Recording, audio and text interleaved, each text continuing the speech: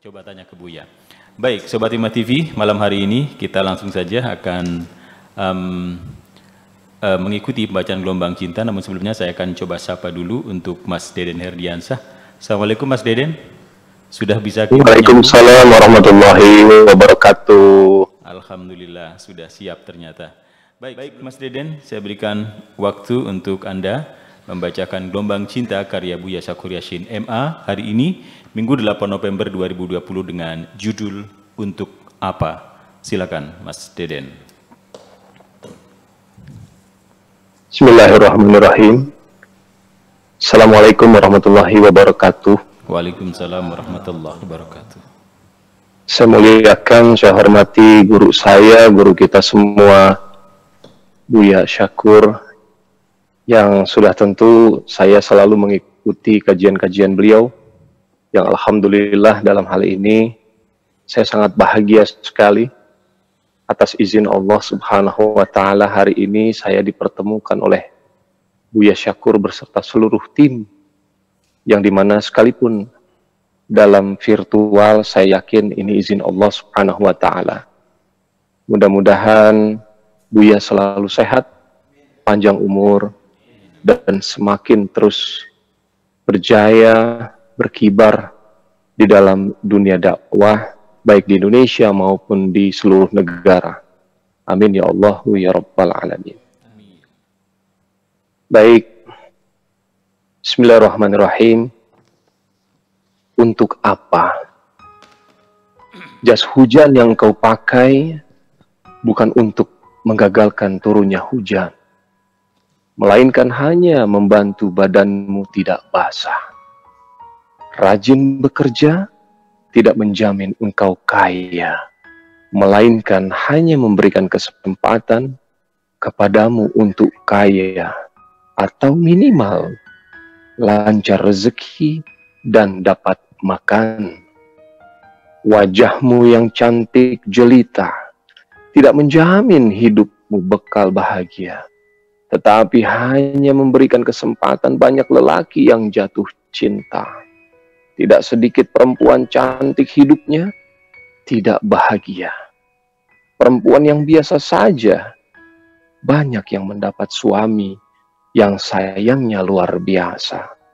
Untuk itu aku jalani saja kehidupan ini, wahai kekasihku, sebagai realita yang nyata, sehingga aku tidak perlu berlebihan dan mengagumi siapapun.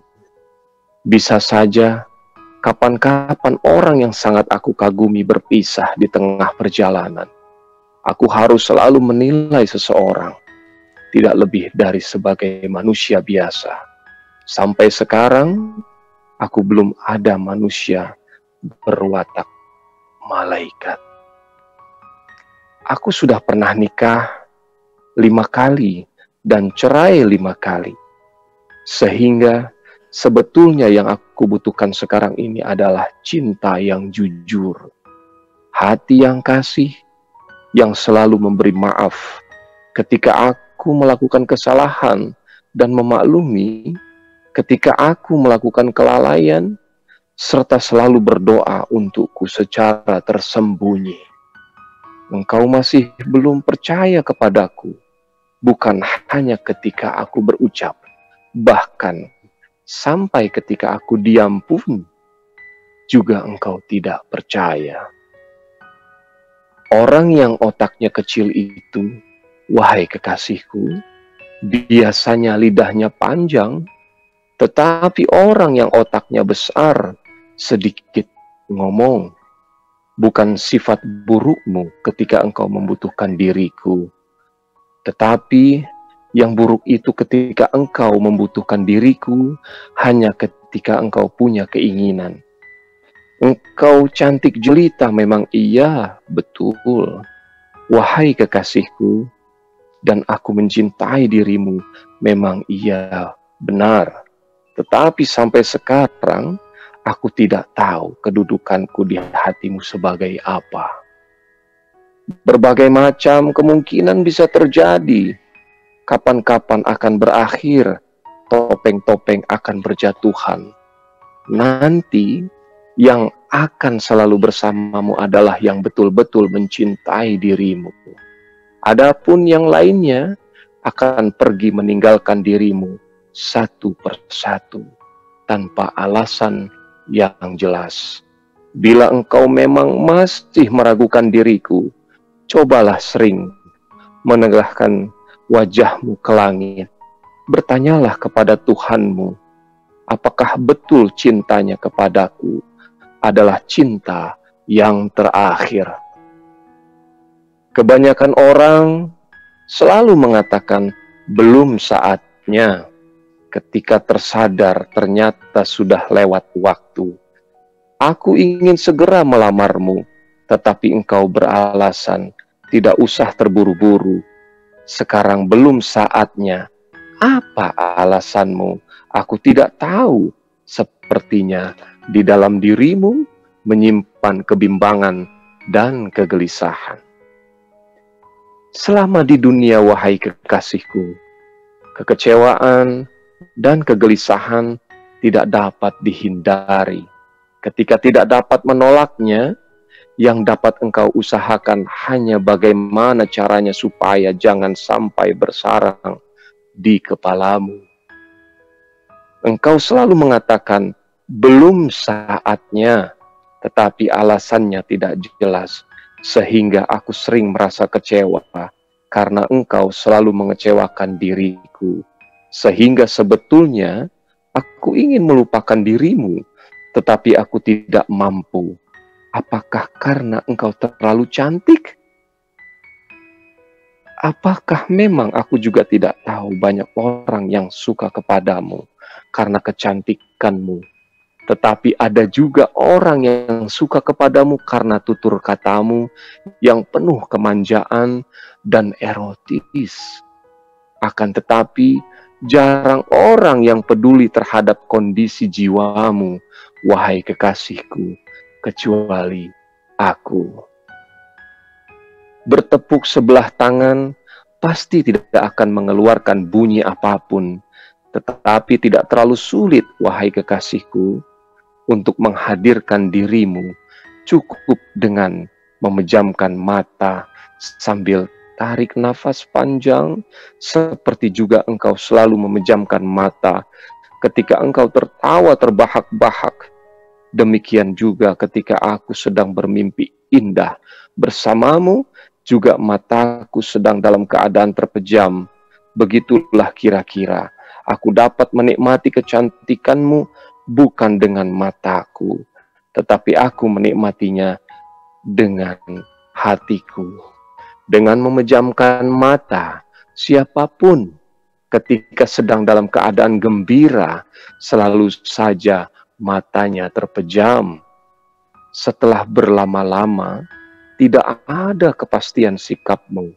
Terkadang aku melihat hatimu seperti dedaunan di musim panas yang kering kerontang, sekalipun selalu aku sirami dengan segala kebaikan. Apapun yang kau inginkan, selalu aku kabulkan. Tetapi tetap saja tidak terlihat semakin menghijau. Apakah harus aku biarkan saja ditiup dengan angin kencang, sehingga dedaunan itu berguguran? Tidak tahu. Apakah ini benar-benar kerinduan? Ataukah karena pikiranku sedang dihantui kecemasan? Akhirnya aku tahu, wahai kekasihku, sebabnya engkau selalu ragu, tidak dapat memberikan kepastian. Karena ada dua sebab. Sebab yang pertama, engkau melihat kita beda aliran, beda sekte, dan beda faham. Sebetulnya yang menjadi masalah, wahai kekasihku, bukan beda sekte, tetapi masalah sesungguhnya di dalam setiap sekte, faham, dan aliran selalu saja ada kelompok yang berpikiran keras. Mereka tidak menemukan cara bagaimana bergaul dengan orang yang berbeda pendapat, kecuali dengan melakukan kekerasan. Aku tidak punya sikap keras kecuali dalam cinta, yaitu ketika aku mencintaimu. Apabila engkau tega membuang cintaku, maka sama dengan engkau membuang sesuatu yang sangat berharga. Dan selanjutnya, nanti engkau terpaksa akan membeli sesuatu yang tak bernilai, sehingga dengan harga yang sangat mahal. Sebetulnya, aku sudah merasakan kelelahan yang berlebihan karena tidak terlalu sering mengunjungi kenangan-kenangan lama, persis seperti orang berziarah ke kuburan. Ketika aku kembali hanya membawa kesedihan, semestinya aku tidak harus mengatakan, aku mencintaimu. Sebetulnya, engkau yang harus mengerti sendiri betapa aku sangat memperhatikan dirimu. Tidak mungkin aku terlahir lagi, wahai kekasihku, dengan membawa kepribadian yang baru. Selagi engkau tidak mengulurkan tanganmu, aku ingin mengawinimu, bukan untuk membawa dirimu ke masa laluku, melainkan aku mengajakmu menatap masa depan yang lebih baik. Sungguh cintaku kepadamu ini adalah cinta yang terakhir. Kemudian sebab yang kedua adalah seperti apa yang engkau ucapkan, bahwa apabila engkau menerima cintaku, berarti sama dengan melakukan petualangan di hutan rimba. Karena aku pernah cerai 5 kali, engkau khawatir akan menjadi jandaku yang ke-6. Hidup ini, wahai kekasihku, hanya dikuasai oleh orang-orang yang berani berpetualang. Siapapun nanti yang tidak berani melakukan petualangan demi mencapai cita-cita, ketika gagal dalam hidup, haram hukumnya menggigit jari. Aku sendiri merasa aneh. Banyak orang yang mencintaiku kapan saja mereka mau, lalu mereka meninggalkan diriku kapan saja mereka suka. Mereka merindukan diriku sesuai dengan selera mereka. Kemudian di samping itu, mereka semua meminta supaya aku harus tetap seperti semula, tidak boleh berubah. Aneh kan? Ketika aku merasakan tidak nyaman di suatu tempat, maka segera aku mencari tempat yang lain yang lebih nyaman. Aku bisa pindah kapan saja, karena aku tumbuh, berkembang, dan bergerak, bukan pohon yang hanya bisa tumbuh dan berkembang saja. Engkau bebas memilih, boleh mencintaiku dan boleh tidak. Tetapi ketika aku menghormatimu adalah suatu keharusan, bukan pilihan. Seringkali kita melihat banyak hal yang tidak pernah kita ingini. Sebaliknya, kita seringkali menginginkan banyak hal yang tidak pernah kita lihat. Sehingga akhirnya kita kehilangan sesuatu yang sangat berharga yang pernah kita lihat. Akhirnya, kita hanya buang waktu mengejar fata morgana yang membohongi mata ini. Untuk itu, wahai kekasihku, mudah-mudahan engkau tidak menyia-nyiakan kesempatan yang sangat berharga. Apabila kecantikanmu hanya memunculkan keangkuhan, maka itu akan menjadi malapetaka. Akan tetapi, bila kecantikanmu itu engkau syukuri, maka kecantikanmu menjadi sumber kebahagiaanmu. Setelah aku hampir memutuskan cintaku, tiba-tiba engkau datang dengan langkah terhuyung-huyung sambil menuntun anak perempuan kecil berseragam SD. Akhirnya aku sudah resmi cerai. Setelah 3 tahun pisah ranjang, tetapi rumah yang kutempati milik mantan suamiku sudah laku terjual. Pembelinya minta supaya dalam minggu ini harus dikosongkan. Demikian engkau katakan dengan suara sedih. Apa yang dapat kubantu? Kutanya cepat.